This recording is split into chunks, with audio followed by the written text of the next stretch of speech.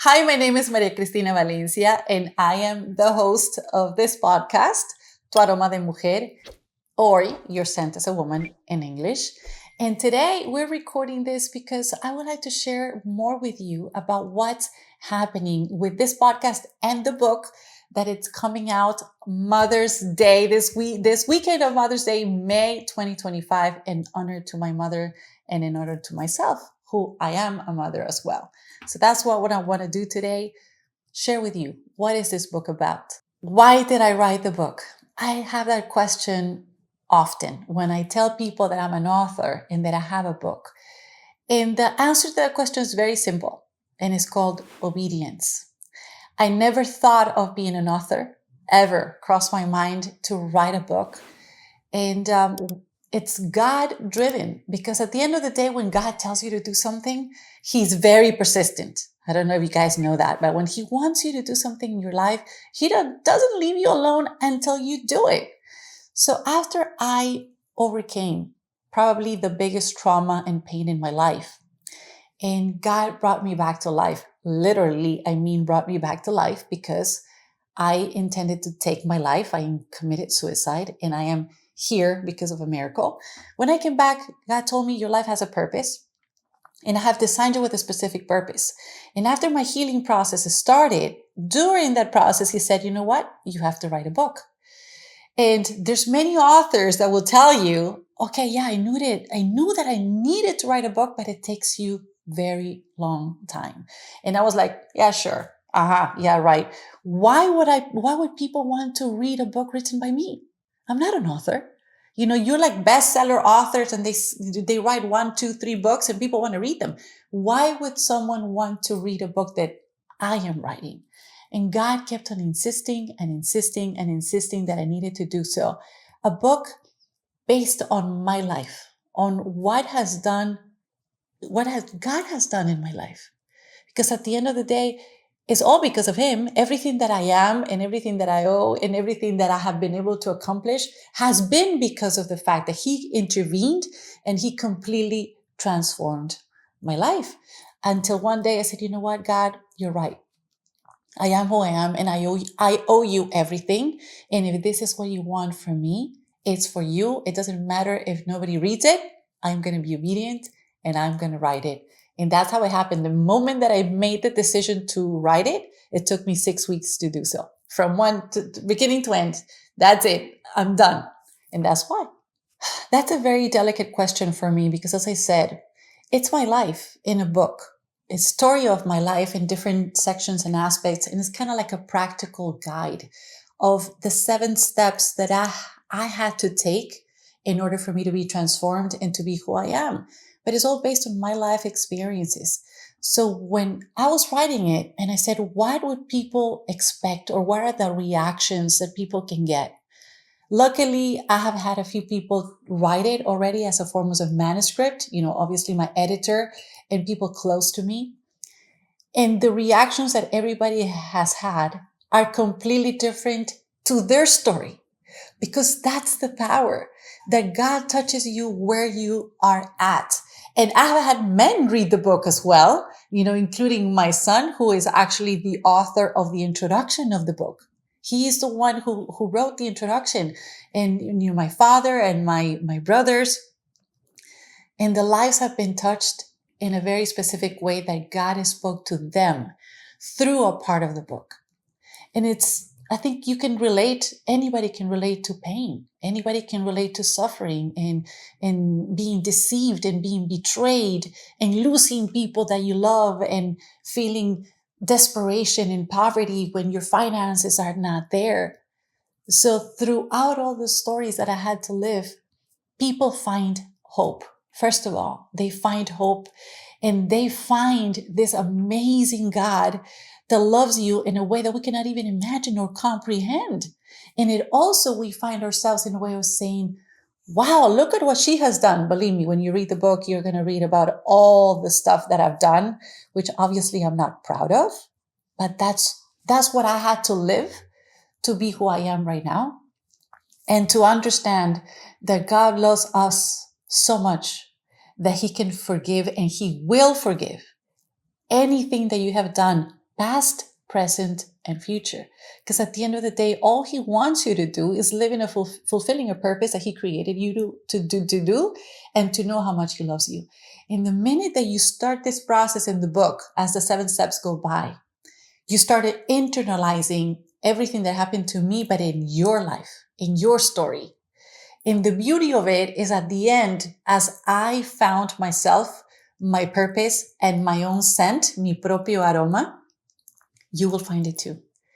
I put it in a way that's kind of a miracle because the women who have experienced Tu Aroma de Mujer, your scent as a woman, as a conference, when they come with me to a conference and they do this in a setting of a workshop, they all do.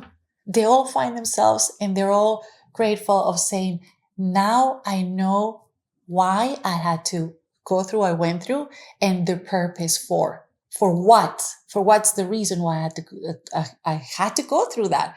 So in a way, it's a beautiful way of finding yourself, finding your identity and finding how much you're loved and why you are here.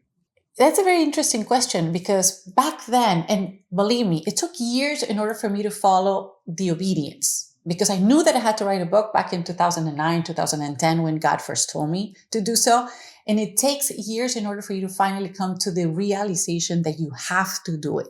It's something that it's in you that you cannot go without. And then you're saying, how am I going to be an author? Where do I start? The first thing that God gave me was the name, which is Tu Aroma de Mujer, your scent as a woman. Because he told me, you're going to write about your story, who you are now. And when I was thinking about that, it came to me that this analogy of the flowers, and that's why you see that we have flowers all the time, because all women are like flowers. And even though we're all flowers, we're completely different. And all the flowers smell. So are women. And then I got the title. And then I started saying, okay, God, I'm going to write about my story. And then you start. It's something that's kind of like miraculous. You start writing and things start flowing when you were back when your childhood and you go back to where you're an adult and you relate. And obviously, in order for you to do it the right way, you have to have an editor. So once I had like the little kind of like draft, I was lucky enough to find an editor that she's amazing. And I sent her what I had and they guide you. They guide you by questions. Why is this here? Why is this that? And they help you edit the book. That's why they're called editors. And the more that you're open with your editor about what you want to write and transmit, the more they help you to shape it and put it in a form and in an order, the right order that the reader is going to expect to read. That's how it happened. Well, what's coming next is really interesting because as you start writing and you become an author, it's kind of like the runner's high. For those who run and like to run and they can't stop running, you get into this momentum that you feel that it's not only one book. You start having all these desires to communicate different themes, different topics. So for sure, I already have 2 more books coming out and I'm going to start writing them parallel. They're completely different one from the other, but I have already started those 2 more books in writing.